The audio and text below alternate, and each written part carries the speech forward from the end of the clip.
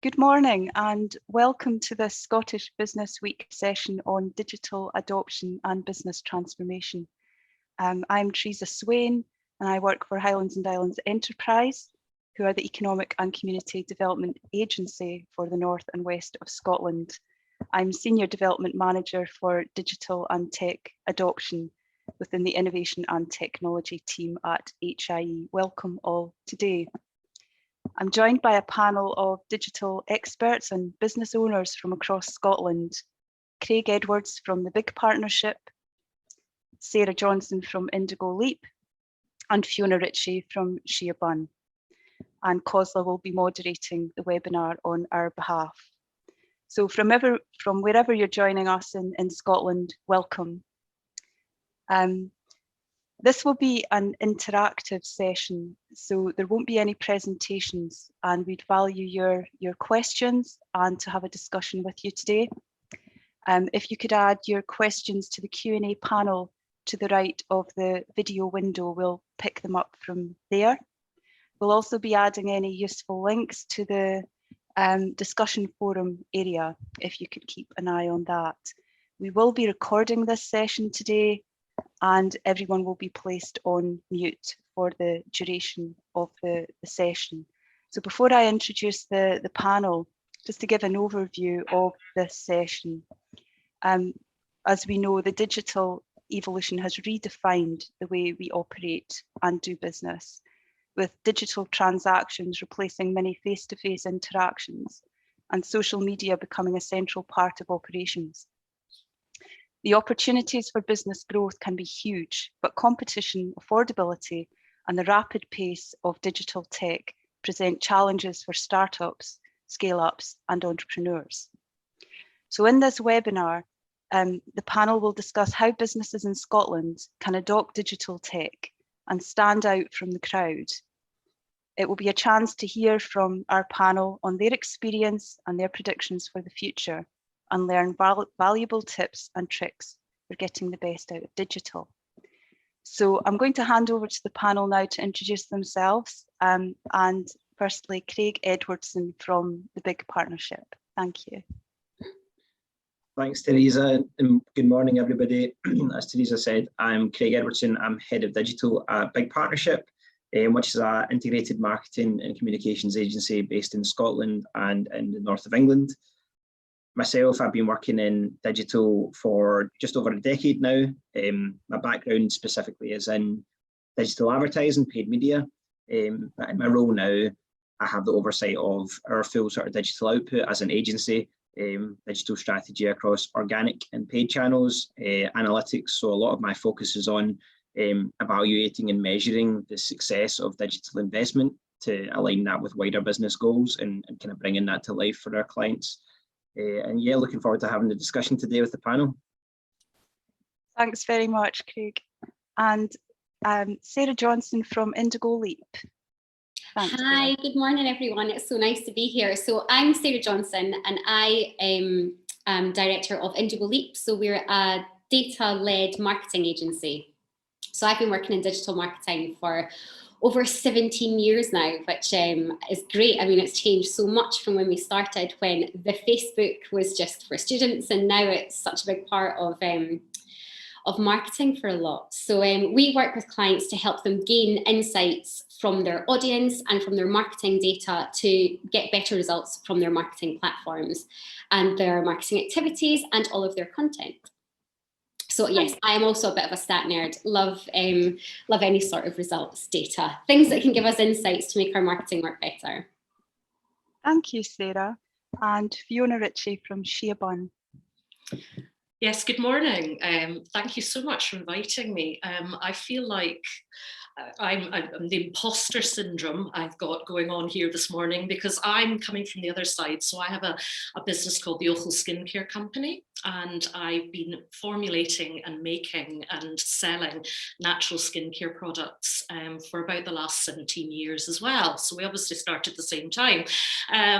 So I have had a long kind of evolution of social media and digital throughout my business life, really. So So if there's been a mistake to make, I'll have made it. If there's a step to move forward, I'll have done that too.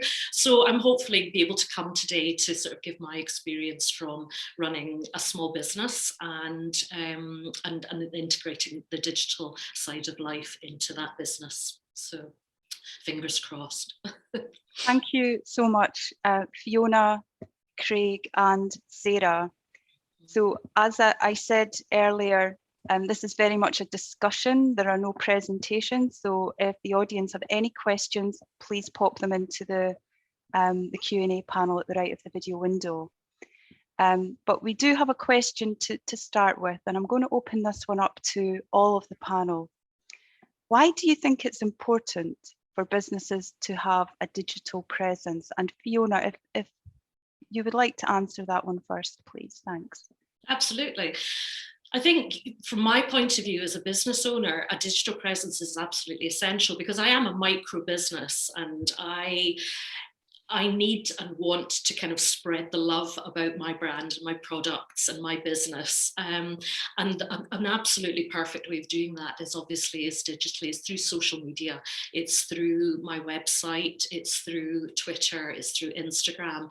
And I can reach parts of the UK and the world that I couldn't probably do if I was just sitting, kind of doing more traditional methods of marketing. So it's really kind of opened up the world for my small business, and it's been quite a journey in trying to find the right ways of doing that. So for me, it's kind of opened up the world to my small natural skincare business.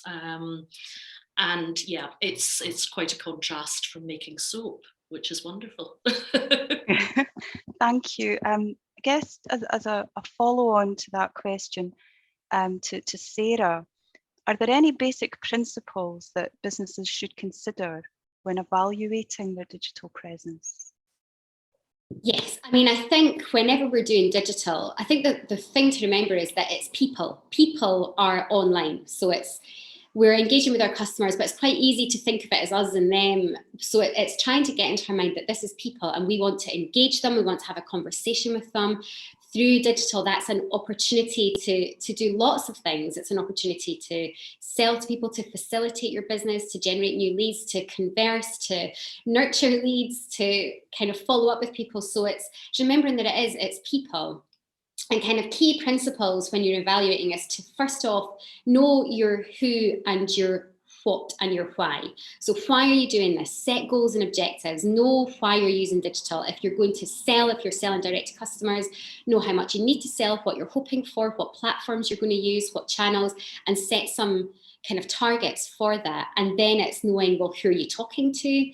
What are they like? Where are they? And what's your messaging? How can you persuade them? What do they want to hear from you? So once you know those things, then that's what you're focusing on when you're evaluating. So you're thinking, well, did I meet those goals? When I tried pay-per-click advertising, did that work? Did I get a good ROI? It's going back to what you want to get, who you're speaking to and what you're saying. And it's looking at those three and thinking, well, if I didn't get what I want, well, why not? What could have gone differently? So it's focusing everything back to your goals and objectives and using all of the insights and data that you have. Like that's the best thing about digital is it leaves a footprint. You can get insights, there's data, there's lots of numbers to help you work out what is and isn't working. Great, thanks, Sarah. Craig, have you got any follow-up to that question? I think, yeah, I would say so. I mean, I completely agree with Sarah's kind of methodology in terms of categorizing those kind of fundamental questions as a starting point. And I think that probably the continuation of that comes to the maintaining of a digital presence once you've started it. I think that's a barrier, isn't it? Probably particularly for, I would imagine yourself, Fiona, when you're the business owner, but probably responsible for all content and things like that as well. I think that it can be quite quickly quite inaccessible at times. And I think considering that as a basic principle, content updates, etc., how are those going to be maintained over a longer piece? Where is that content going to come from? Learning from the insights, as Sarah had said. And then kind of customer experience online is when you open up the doors to having social channels, you are giving your customers, as you said, Fiona, from a wider reach, the opportunity to engage with your brand and how is that something that's managed longer term? I think that that's a basic principle that needs to be addressed from the outset, so that it doesn't get into a situation where it starts to work against itself for the very purpose of why you're engaging with your audience through those channels. Yeah, I think certainly, if I can jump in from my experience, it's kind of either a glut of social media input goes onto my channels, onto my kind of social media channels, or I don't do it for 2.5 weeks or 3 weeks, and they're like, where is she? Has she died? But it's actually because you've been busy doing other things. And also having, I think, as you were saying, is that having the plan for what you want to achieve out of your social media content is really, really important, because it keeps you on focus. It keeps you on track with, you know, am I looking to develop a new product? Am I looking to get some feedback from people? Am I looking to sell a new product? Am I looking to, you know, what are my aims for these posts and for this digital content creation? And therefore, with those aims in mind, you then get the results fed back to you when you look for them, you know, from all the different methods that you mentioned. We've had a question here, Fiona, for yourself. As a small business owner, do you have to employ someone to manage your social media channels and keep them fresh and up to date? Or do you have to do that as part of your normal working day? And if you do, is that a challenge? Yes. Up until about 4 months ago, I was doing it myself, but I've taken the step now to bring somebody in to help, and that came on the back of I got a couple of very nice big opportunities across the States and across Canada to send some products out, and I wanted to present my brand in a way that, you know, it was professional and terrific and, you know, just spot on. So I started discussing with an agency about doing my social media for me. And I have to say, it's been lovely. I love the fact that somebody posts and I look and I go, oh, look, I've posted today and look what I said. And it's lovely because I found somebody who speaks with my voice, presents my brand the way I want to present it. And for the last 16 years, I've been doing it, and it's been there's been random posting of me with my dog on the walk, or me with my gin and tonic on a Friday night, and then lots of pictures of soap. And I think that's been part of my brand. So I want to continue with that. You know, we're not going all professional. This is terrible. I'm saying this all out loud, haven't I? But I think it's trying to blend it together and getting a consistent marketing output. Yes. If I can just jump in on that, because I think that is a point that I had to the original question, is why it's important to have a digital presence. I think specifically for smaller businesses, is there's an authenticity that comes with that. And I think that, to your point there, Fiona, it must have been a big step, you know, kind of passing over the keys, so to speak, to the business that you've built up in those channels. And I would say that the authenticity must remain, and that comes with the tone of the content that you're putting out there. And while it does speak to some of maybe those more commercial objectives that Sarah had mentioned, that when you're establishing that strategy, how you kind of marry the two together, but it is important. And you know, the social channels themselves, like, there's an increasing call for content that is far more authentic going out in channels, and that's for big brands as well. You know, that's the favoured content that people want to see, because people go on social to be social. They want to have those and kind of engaging experiences. So just I thought that was interesting, that how you'd mentioned that and how you'd approached it. And the word that sprung to mind for me was that authenticity that comes with that blend. Absolutely. And it's also about having a good blend of content. You know, there's the content, I don't want to preempt any other questions, but you know, that blend of content where you're promoting your products, but also the posts that I find are the most successful for me are the ones where I'm showing myself mixing, cutting, wrapping, labeling, behind the scenes. You know, kind of, people love to have a sense of, ooh, gosh, is that how it looks? And is that, and again, it is genuine. And yeah, me walking my dog at lunchtime is authentic, and I think those are the posts that people really engage beautifully with. And then ultimately, it translates into sales, hopefully. I mean, I think just to add to that, because obviously authenticity, as soon as you said that, this is what everybody's trying to do on social now, is everybody's sick of this over polished, over curated, over marketed content. And this is where small businesses can really shine, because it is authentic content. It is your content, it's your business and your product. And that's what's such a good opportunity just now on digital for social. Like even huge brands like ASOS and people they're using kind of user generated content and people to share things and doing behind the scenes, because everybody wants that kind of peek behind the curtain, really. They want to be part of it because it is a conversation. So I think that's such a good opportunity just now for small businesses, is just that authenticity. Yeah. Got a question that's it's a bit different to the previous ones.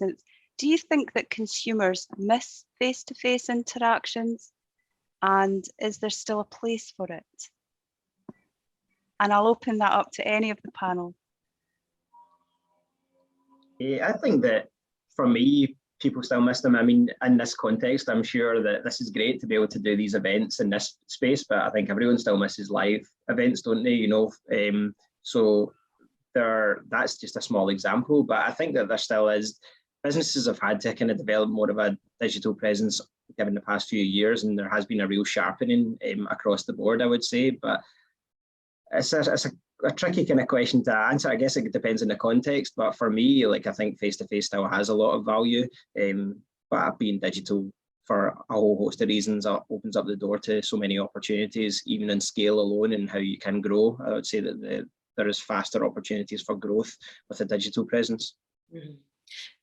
It can also reinforce the relationships you have, though, face-to-face, because often I do events and I work with a number of retail outlets, lots of shops, and if I've met people in person, they can then try the products, see the products, smell the products, use it, and then once they've done that and they've put a face to the brand, then the social makes much more sense. The digital side of things makes more sense, and I maybe never meet them again, but we both feel we have some kind of a relationship because we have met face to face. So I think with the world reopening after COVID, people were just thrilled to be back out, just having small experiences in comparison to what was before. So I think if we can combine the two, and then hopefully we'll find a good way forward with it.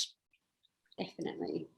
Sarah, did you want to come in on that question as well? I agree. I do think that it's there's a place for it, isn't it? And everything's a little bit more hybrid now, isn't it? I do feel like face to face, this feels a little bit face to face as well. So I think the parameters are changing, but I think there will always be a need and a want for face to face. So it's not to say that we'll never do that and everybody's going to live in their houses forevermore, but it is just that opportunity that digital brings us to kind of have that connection with people who it's not really possible to be face to face with. So I think we'll always need a little bit of both. That's great, and we've got a few questions coming in at the side, which is great for the discussion. The one I'll start with is, as it's anonymous, but as a larger business, is it still important to think about authenticity, or is that just for smaller businesses? Sarah, I'll put that question to you. I think it's my point about small businesses is it is your content is kind of comes from you, but I think for larger businesses, yes, it's definitely the way it's there's lots of reasons for it, but if you think about lockdown changed the way we watched news. So all of a sudden people were in their rooms, in their homes, things are much less polished. We're all doing a talk via Zoom, chatting, and when you think about TikTok, it's not this polished content anymore. It's much more kind of real and authentic and quick videos. It's not overly curated, and I think that's a trend that everybody is using. People don't want these overly filtered faces on Instagram or doctored photos. We want real experiences and real things, and we want to really get to know the brands that we're buying from and who they are and what's going on. So I think authenticity is important, particularly in your social and online content for everybody. And Craig, your thoughts on that? You'd mentioned authenticity. Yeah, just completely agree with Sarah in that regard. And the stats themselves show that content that is a little bit less polished or less manicured does perform better than the overly kind of polished and kind of produced video content. Especially video content is the content that's universally performing best in social channels, probably has been for a while now, at least kind of looking at it at a broader scale. And I think that we find that video content that has been produced that maybe is more in line with this TikTok evolution, you know, even bigger brands that are stepping into that space are seeing better results. And I think that we see that in a broader sense in digital as well. To look at something like influencer marketing, and the use of influencers as sort of brand advocates to kind of communicate messages in a way that maybe celebrity endorsements would have done before. People were originally looking for influencers to kind of communicate their brand online by showcasing their products with them. I feel like we're in a next evolution of that now, where people who have got too many followers, influencers online that are kind of being used to kind of showcase a brand, are almost being seen as being less authentic than your followers of, you know, sort of 5,000, between 5 and 10,000 that you can actually relate with. You know, people want to kind of see people using products that are like them, and they can therefore kind of say, well, that's like me, I'm kind of like that person. And it's a bit more kind of within touching distance aspiration wise, but beyond the kind of overly kind of polished and shiny kind of commercial side of it that it has been before. So yeah, I completely echo everything that Sarah said there, and say as well that the numbers very much point in that direction as well, in terms of where we're seeing the best return is from content. And that's great as well, because for a long time video was such a barrier and a scary thing for brands, because I always had a big price tag attached to it, whereas now you're seeing a return from video that's shot on an iPhone performing just as well as something that's been spent, you know, a couple of £1,000s invested in. Yeah, I totally agree. I think that's such an important point, isn't it? Like, before there was more barriers to entry, you had to get, I don't know, a website designed and made. You had to get a shop, an e-commerce shop designed and made, and social had to be this polished, designed, amazing thing. But now with a smartphone, that's you. You can take your videos, you can take your shots. It is more accessible, and it's more authentic, and it's more effective. I think it's really exciting. Fiona, you know, how easy was it to set up online for your business? Well, I set up a website from day one, because again, I think if I reflect right back to the start of the conversation, the sort of imposter syndrome of, am I allowed to be here? Is this okay?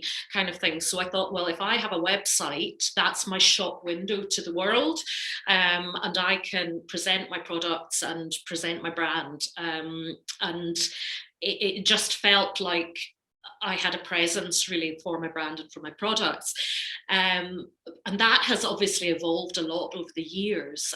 The website has evolved quite significantly over the years. And from a website point of view, I've gone through phases of having people design them for me and create them for me. But I got into sort of not difficulties with that, but I find it difficult to manage that because I hadn't created the website, therefore I couldn't manage it. So I needed somebody else to come in and manage the website and make changes and upload products and change, you know, tweak things for me. And as a smaller business, that was quite cost intense, I could put it that way. So what I actually managed to do was, before lockdown, as if, you know, luckily from my point of view, I completely revamped my website. And it was it's a piece of advice I would give to anybody who's looking to do that, is that you don't need to reinvent the wheel when you're creating a website. There are sites out there with beautiful templates, all the work is done for you. And as a soap maker, I created my website, and I think it's quite nice. But I didn't need to reinvent the wheel with that. And I think that's something that that would be my advice to anybody who's looking to do that, is find a platform that helps you kind of key into the analytics of your website, link your website to e-commerce. So I've got a big e-commerce side to my website, packaging, mailing, linking into all the social media products. All of that comes if you find a platform that works well for your brand. Obviously, there are also agencies out there that will create a much more bespoke website, which would be fabulous. But, you know, just to get a presence, get your brand out there, it doesn't need to be too complicated. And then obviously during lockdown, that helped sort of really save my business during lockdown, because all the trade business that I had just disappeared, obviously, because all the shops and National Trust, everything closed.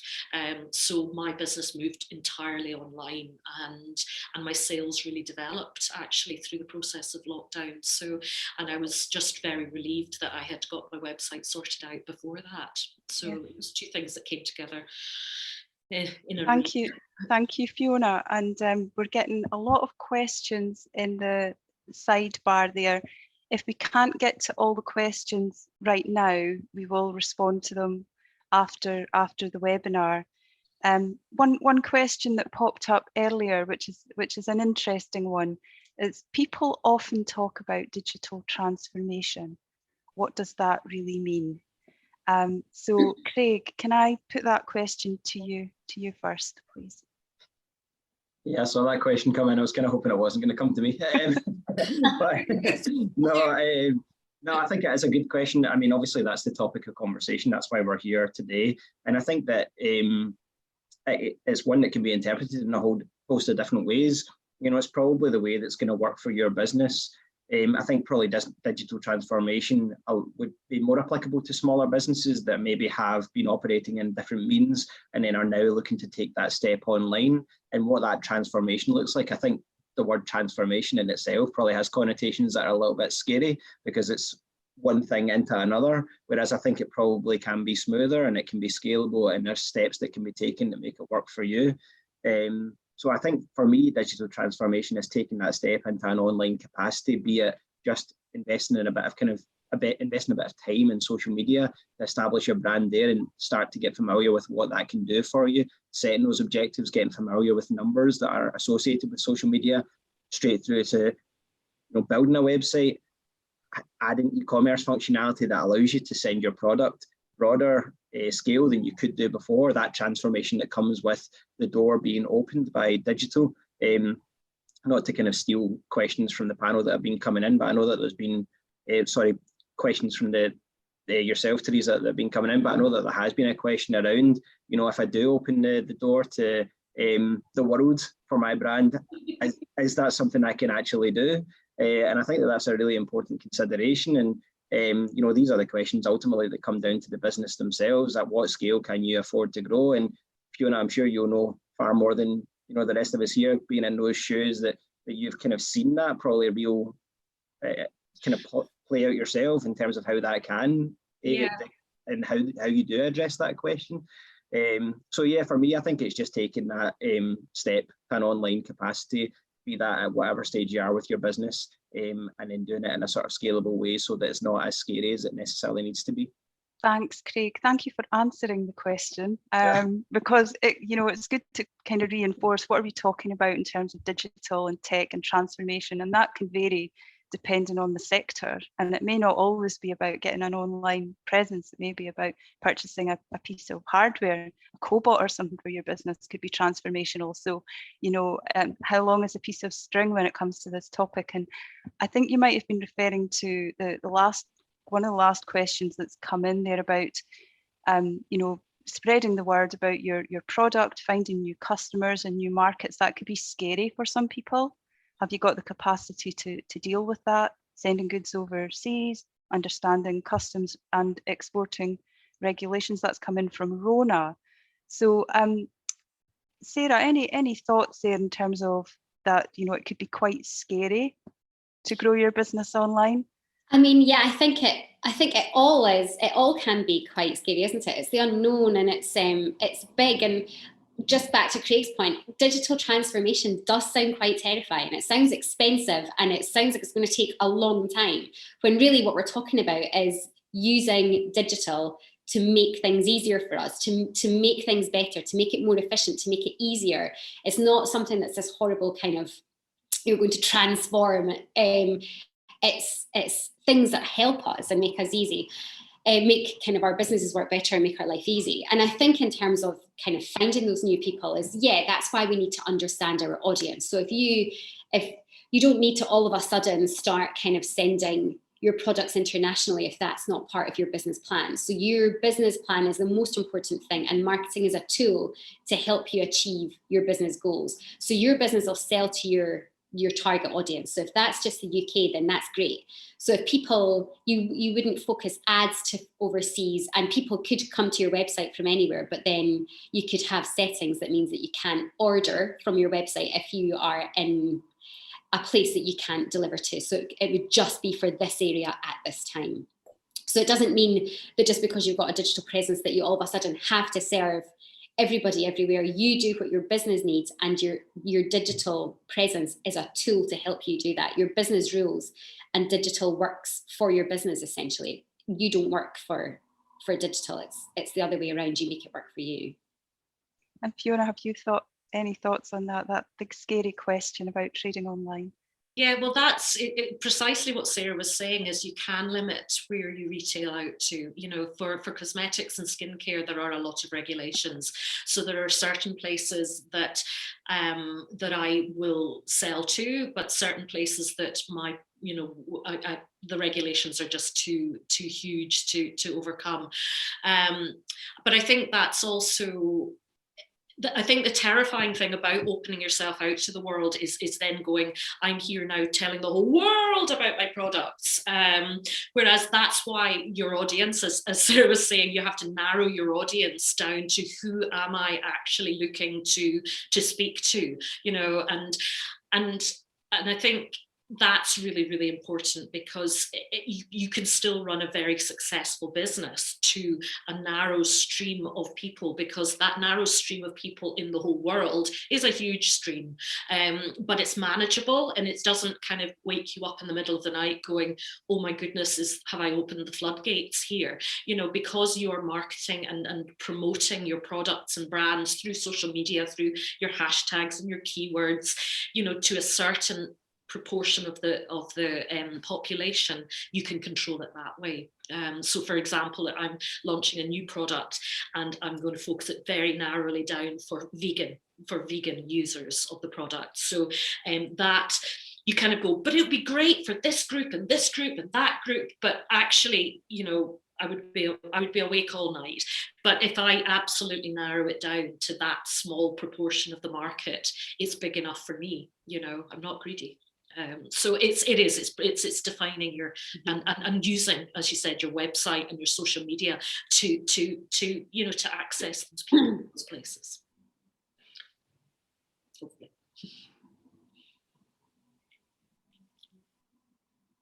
Excuse me. Oh, sorry. I think we've maybe lost Teresa. I think there was a couple of other questions that had come in that is kind of related to that. And it's just thinking about, social media, paid social versus organic social. I know that we get asked that a lot. It's like, is social media paid to play? Is there any point is there any point in creating this, in creating your social platform if you don't have budget to put behind it? And I think, Craig, that was one that you have probably got quite a lot of experience in. So is paid social the only way forward, or is there still a place for organic content when you're running your social media campaigns? Yeah, I think that is a really important question, and I guess that it comes to people want to know that, obviously, for the return that's available on the table, but also the time that's involved. You know, is it worthwhile putting my content out in my social channels if it's not going to get seen by X% of the users that actually follow that follower base that I've been working so hard to establish, that community? If I'm putting out content organically on an increasingly paid to play platform, is it worth my while? And to that, I would say there is still plenty of value to be taken from organic. We still run a lot of organic activity as supplemented by paid. I think that you need to be willing to consider that as an addition to your strategy, particularly even if it's just boosting certain posts that you know that's performed quite well in an organic setting, and I can take it and lift it and get it in front of this audience by putting a bit of budget behind it. But I think for me, Sarah, it just comes down to type of content that's going out there and staying current with the trends that that the algorithms with the social platforms that you're putting content out are looking for. So I spoke earlier on about video content and how we see that having a broader reach than maybe some older kind of static content. We also see, you know, that kind of slightly less polished, more authentic video content having even further reach because it's been shared typically more often than some of the more manicured content that we see kind of going out there that people are now becoming maybe a little bit blind to because it's not really what they're looking for in the channels. So I think for me, there's definitely value to be taken from organic. It's worthwhile, but having an understanding of the numbers that you're seeing come back from the organic posts that you're putting out there to set as a baseline, and then kind of learn from there the content that is giving you the best sort of reach. It's getting seen by the most people, and kind of continuing down that track.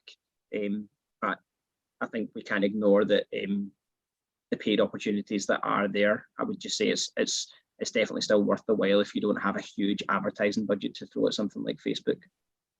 And that's, from my point of view, what's been lovely about bringing somebody else in is that there are people out there like yourselves who know absolutely what the algorithms are, what's working, what's not working, the best place to post, the best times, the best kind of content. And that's why, finding somebody who can do that alongside your business, for your business, has certainly helped a bit from my point of view.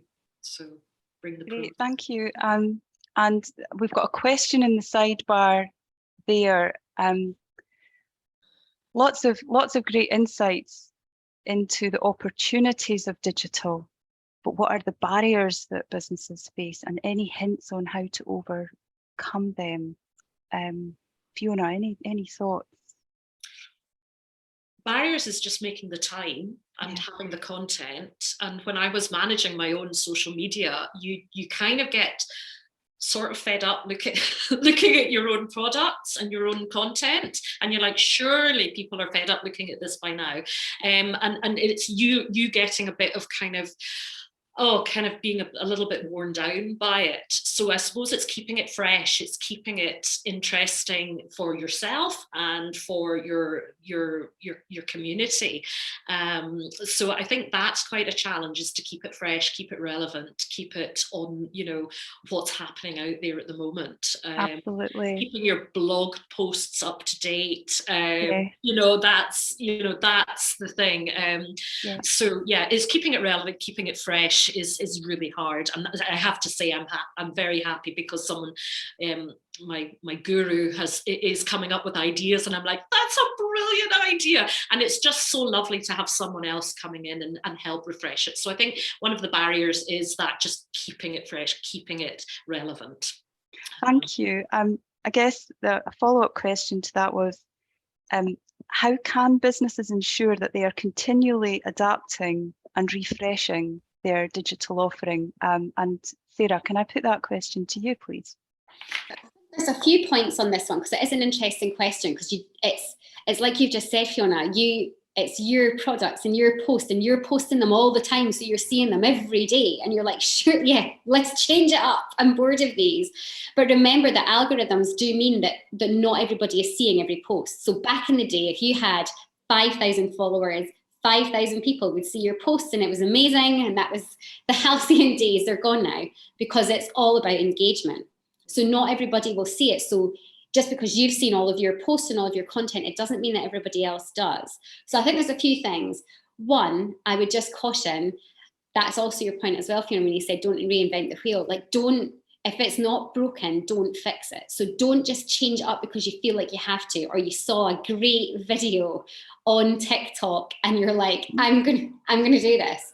If you don't need to change it, don't. You change things because you want to better your engagement, or you want to test and learn something. But if you do want to keep things fresh, I'm not saying just always do what you want. Like, do think about, well, what's out there? What do you as a consumer engage with?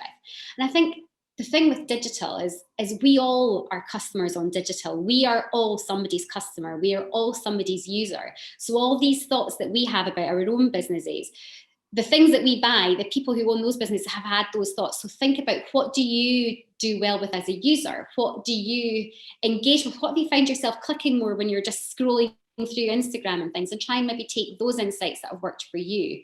And it's keeping an eye out there. What is everyone else doing? What's other people in your industry doing? Is there anything exciting happening, any trends? And lastly, use the new features of the platforms. So when the platforms launch something like Reels, they really want you to use those. They put a lot of money and time into developing it. So you get a little bit of reward in terms of higher reach and engagement. And it's just a different format of content. It does keep it a little bit more fresh. So you might be seeing the same kind of thing, but it's a new format. So I think, yeah, if it's not broken, don't fix it. Don't do it just for the sake of it, but have a look at what's out there. Think about what you engage with and see what new features there are on your platforms that might offer an opportunity for you. I think just to tie into that as well, we spoke about the importance of having an understanding of reporting and the stats, and that can seem a little bit inaccessible as well. But a lot of the platforms do have inbuilt basic analytics that you can just get your head around and have that understanding of what good looks like for yourself. So once you've been putting content out there for 3 months, whatever the case may be, your first quarter, just know that this is what I've done. And then be ambitious, that's all about it. Say, what can I do with the time that I have available? How do I change my objectives slightly based on what I've seen? This was a good month. This is the post that performed well in a social context. So we want to be doing more of those. As Sarah said, competitors, other brands, they don't necessarily need to be in your space, but what are other brands doing on social that's working for you? And I think that, and looking more at the website side of things, ask your users, ask your audience. You can do that through social as well, but stress test your website. If that is a main avenue for your business to generate sales or leads, there's plenty of free software that we can kind of link to that allows for some kind of basic heat mapping to just kind of see where users are clicking on your website, understand a little bit about how they're engaging with your sort of route to conversion or route to sale on your website, and then look at ways that you can adapt that to streamline, because you would be amazed at the simple tweaks that can have a big lift in your conversion rate. And I think that it's important to have those maybe markers in, however's going to work for you time wise, but after sort of 6 months, take a big deep dive into the site and kind of see what are the areas that I need to be kind of looking at. Is my website still fit for purpose? All these sorts of things. So I think that's an important thing as well, is just to ask your users, how can you be the best brand for them? Yeah. And people love to give their opinion, and people love, especially if they feel engaged, and they love to be asked. And 99.9% of people will be genuinely keen to help and support, and it's lovely, and it gives you a reminder that you're actually not working in isolation. You've got a whole kind of team of people out there, and using their testimonials and pushing their feedback up onto websites and on social makes them feel kind of part of your family, really, which I think is lovely. And I think the other, just one last thing about the kind of barriers to social, to the digital side of things, is that you think, right, as you said, Greg, I've got my website, lovely, tick, off I go and do something else now. And it's that kind of revisiting, it's coming back, checking, not just saying, there we go, I have a website, and 2 years later going back and you've still got, things on it. You have to keep everything fresh and updated, because there's nothing worse than going to a website and finding, very out of date. Definitely. I think I was, yeah, in terms of don't reinvent the wheel, of course, yeah, everything has to be correct and up to date, and definitely use your data. There's so much data. Google Analytics is free. All of the insights tools on Facebook and Instagram and everything, they're free, and it's so useful. It's definitely use your data to see what works and what doesn't work. So there's a couple of questions in here. We've got some in the sidebar, and I'm not sure we're going to get to them all today. But the question was, what's the best way to plan your social content? And then one of the questions that has come in there is, would you recommend using a social media management tool?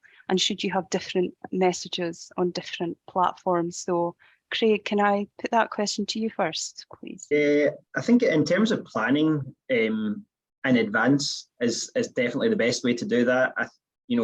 Different ways of getting to this outcome. But for me, the conversations we have with brands, we like to kind of break things down into kind of content pillars for our clients. So these are the types of content that you're going to be posting, and you can allow space for, you know, product focused, you know, that behind the scenes, you know, whatever the case may be, community engagement. You know, what is representative of your brand, and organizing that into, you know, a digestible, palatable number of pillars can be a good starting point, because you just know that this month these are the kind of themes that I'm going to be speaking of, and it allows your kind of community to also develop a bit of an understanding of the content that you're going to be posting, which can help with things like engagement longer term.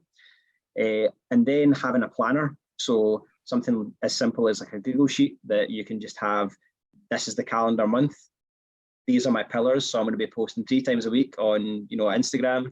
I'm going to have a post going out in these times, and these are the pillars that they're going to hit, and then writing the content in advance. If you can kind of build that into the busy weeks, and you can say that I'm going to write my content for next month at this time, and then schedule it. You know, there's plenty of scheduling tools out there, even in the platforms themselves, that can be used to kind of just take care of that in advance, so that you know that, right, my Facebook and Instagram content is now mapped in for next month, and allowing space for you to then do a bit more of the kind of reactive side of social media content posting, because I think that is one of the kind of key advantages of having that as a platform, isn't it? You know, something can happen and you can be on it. I would say that you can't just write your content and say, right, I've got 6 months of worth of content in the bank. You know, the world will change in that period of time. You want to be part of it. You want to be topical. You want to be current. But I think by planning in advance, kind of sticking to kind of brand pillars, brand hallmarks, whatever the case may be, of content that you want to be putting out there, and then allowing space for you to kind of sensibly kind of weave in some more reactive content as you go that you know is going to resonate quite well. And then just to probably reiterate to the last point, and I know there's been a lot of discussion on using the numbers as they come in, but you know, having that awareness of if this is the type of content I'm putting out and it's under these sort of pillars, this one is working best for me at the moment, this type of content is not working as well, so what needs to be substituted in, or how do I need to kind of change that? So yeah, that's in terms of the best way to plan. For me, it kind of comes down to that, is having that what do I want to say kind of question, and the tangibles associated with that. What's the value in me putting this type of content out there, and then planning it in advance so that you know it's taken care of, and you know I kind of that just takes the burden off of kind of having to post daily or whatever the case may be. Thank you. I think a question I've got now on the back of all of that discussion is, what businesses do you think do digital content really well? Maybe without naming names, I don't know. I'll leave that. I'll open that up to the panel. I'll start.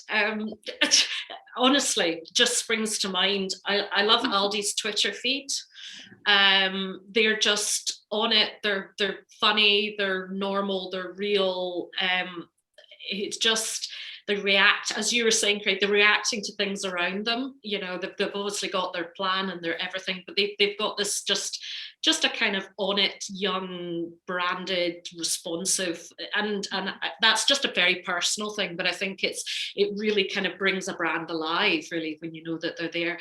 And there's a lovely gin company, not that I'm sponsored, but I would love to be sponsored by a gin company, obviously, that is a relatively bigger company, but just have had a lovely story from day one of their brand, and they're just the whole look of their social media, their packaging, the story of where they come from. It's just to me, this again, it's purely personal. It's just a beautiful thing to look at, and you know, the whole sort of Scottish thing, which I kind of try and kind of evoke within my products, but it's just they kind of inspire me as well. So they've got beautiful content. It's obviously there's been a lot of investment in that, but it just feels lovely. So, and you know, so I think it makes me come away going, oh, that was really lovely, you know, and it's nice when little things like that break up, you know, the noise that's in social media a lot of the time. Absolutely. So, thank you, Fiona. Craig or Sarah, any thoughts? I mean, I would echo what Fiona says. It's really personal, isn't it? And I think I surprise myself by what I click on if I'm on social media. So but I'll find it's something that is either retargeted. I'm a sucker for retargeting. So anybody that, if I've been on their website and then I see the products that I've been looking at, it really works for me. So I'm always like, oh, there's that lovely thing. But it's quite emotive, isn't it? So there's a couple of brands that I follow just now. So like Burton May tiles. They're just lovely pictures of lovely tiles and lovely bathrooms. And when I see them, I'm like, oh, I love that. And I always find that I've clicked on it. Or there's like Amazing Margot, I think they're called, and they've got these beautiful tablescapes. And I think it's things that are, lovely to look at, and they kind of get an emotional reaction from me when I go, oh, I love that. And I find that I've clicked on them so many times. And it's brands that are doing it for me. It's getting things right for me. It's so personal. So it's things that I've seen or things that I know I like, and just kind of lovely pictures. And they're not overly curated, but it's just like somebody's got a really nice table and I'm like, oh, I love this clip. Yeah. That was great. I think for me, it kind of ties into what Sarah was saying. It's the brands that, if you go back to that kind of fundamentals of marketing, creating the need, creating that need for something that you didn't know that you necessarily wanted. And it's actually funny, there's a soap brand, Fiona, on Instagram that I'm getting inundated with at the moment. And they do, they're called Dr. Squatch, which sounds really random, right? I think it's after Sasquatch, you might be aware of them. But I think they're US based, they're pushing the whole organic kind of soap, probably a more male market, with the kind of scents and things like that, and they are tapping into something that I don't know, many of my friends or whoever would be like, what soap you using? But it's having that, it's the way that they've approached it is kind of akin to like these sort of subscription models like Dollar Shave, etc., where it's something that you do, day in, day out, or wherever you just think, well, I don't need to change like where I get razors or whatever. But it just gets you thinking about, well, they sell the product really well. They talk about why the products that you're using aren't fit for purpose. All these things, it comes at a higher price model. I'm going to end up buying it. It's coming. I say to my fiance all the time, like, I'm going to buy that soap. But for me, I think that's an interesting one because it came on my radar completely. I mean, it would be through a targeted ad initially, but now I just really like the content that they put out there. It's funny. It's got me thinking about a product that I probably wouldn't have been thinking about buying a super organic, like, hand cut soap before. And I just think it's really interesting the way that they've done it. So I was thinking about that question. It's totally marketed to you. Well, I'm going to have to send you a box of Bear Man soap. I've got a question in the sidebar there from somebody in the audience, Yvonne, and this links to that, because when do you buy things? When are you more likely to be online, shopping or even thinking about shopping? So does it matter what time of day you post to get more engagement, or do the algorithms skew that anyway and it's not worth thinking too much about? For me, it's not worth thinking too much about. I think it was a question that was more, I mean, anecdotally, you can still try to tap into things like posting on Twitter when people are commuting, on their train and they're going to be scrolling through a feed. I think you can there is still a train of thought there. For me, I think that the way that the algorithms moved is probably less of a thinking point now, and I think it's not something to stress about for me. As long as you're not posting in like the middle of the night or whatever, I think that if you're putting out content throughout the day, you're going to hit your user base, and the engagement helps, feed the algorithm anyway. So as long as you're focusing on the content more than specific times of day. Okay. So we've only got 5 minutes left of our session, unbelievably, with so many other questions to answer. But one final question for each of our panel members today is, what is your one must do and must not do on digital channels? And if I could ask Fiona firstly, please. Oh no. Gosh, trying not to sort of repeat what we've discussed, I suppose, but the must do from my point of view is that authenticity word again. Is just keep your message strong and keep your message real, because if it's not, you won't be able to back it up. So just keep, if you're doing something that you love and you're lucky enough to do something that you love, then try and just keep that oozing out of your social media. So I think, yeah, just try and keep the passion going in your social media, and people will be sort of carried along with you, hopefully, and it'll translate into sales. And we might convert some men from being Sasquatches to being bear men. You know, it's got to do it, and not to do. Oh, I don't know. There's so many things I've done that I probably shouldn't have done. I'm stuck. I'm stuck. Thank you, Fiona. No, that is fantastic. Thank you for that, Craig. So in terms of the must do, we've mentioned this in a few different the questions. Track everything. So tracking posts that you're sending people back to your website. Make sure you're tracking links on those. Make sure you have Google Analytics tracking on your website. Make sure you're using it. Make sure you're learning from the insights and you have that understanding. It can be a very simple and valuable exercise to set up a kind of one-off dashboard that you can just check in on once a month. It's got all the information that you need, and then you can start to familiarize yourself with what good looks like for your brand and start to set targets and do that. So that's my must. And I think my must not, beyond the sort of ignoring channels once they're active and things like that. I think that a bit of advice that always helps for me in digital is don't try and learn absolutely everything. And I think that that's valuable here. I've never met someone who works in digital marketing that is an expert in all things digital. People have their different kind of tracks that they've kind of specialized in, etc. And I think that if you do try to focus more on digital for your business, it can be overwhelming to think I need to do everything in digital. I need to be all things to all channels and everything like that. I think take small bites and figure out where your time is best spent and kind of go from there. And it'll make it far less overwhelming an experience, I think. Thank you, Craig. And thank you. And Sarah? I will echo what we have said. My do is know what you need to get out of this. Remember that digital is a tool to help you achieve your business objectives. So it works for you. So know what it is that you need to get out of digital. So have those objectives. And like Craig was saying, track it. Track your performance against those. Like, this is your time, this is your money, this is valuable thing, this is a valuable opportunity, and you're putting your valuable time and everything into it. So track that you're getting what you need, and use that insight, use that data to make sure that you're getting the most from these tools. And my don't is don't do something just because you feel like you have to. Don't just jump into it and think, oh, I have to do it, like, wait, I must be on this.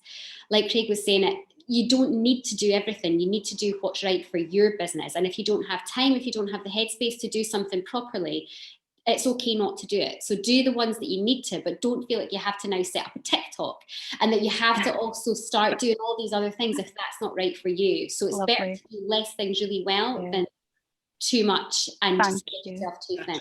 Thank you, Sarah. And we've only got a minute left. I just need to say a huge thank you to the audience today for joining this panel session, and a huge thank you to our panel, Craig Edwardson from Big Partnership, Sarah Johnson and Fiona Ritchie from Shaban. So thank you very much.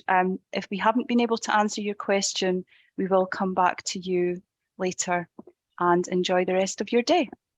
Thank you. Thank you so much. Thank you, guys. Thank you.